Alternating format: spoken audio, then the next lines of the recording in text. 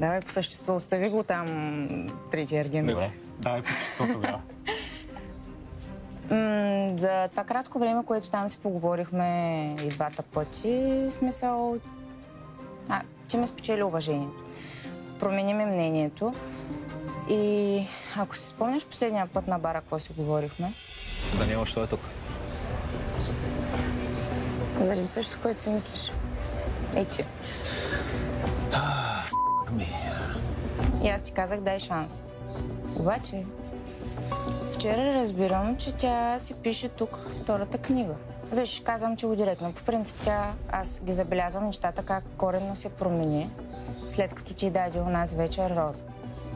Може би момичетата, които се борят за теб, няма да имат смелостта да ти го кажат, дори да им се иска, защото аз знам конкретно две от нейните приятелки, които го забелязват.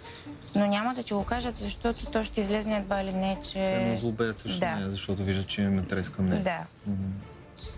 Аз съм страничен човек и ме прави много грозно впечатление и това нещо ме дразни. Да не се окаже, че съм главно действащо лице в книгата. Явно, да. Защото тя, за да напишеш подобен тип книга, чисто въздействаща върху други жени, трябва малко да ги изпиташ тия неща, да не да виждаш мъжа как ще реагира, ти какво ще кажеш. За да можеш да я напишеш тази книга. Тия книги така се пишат.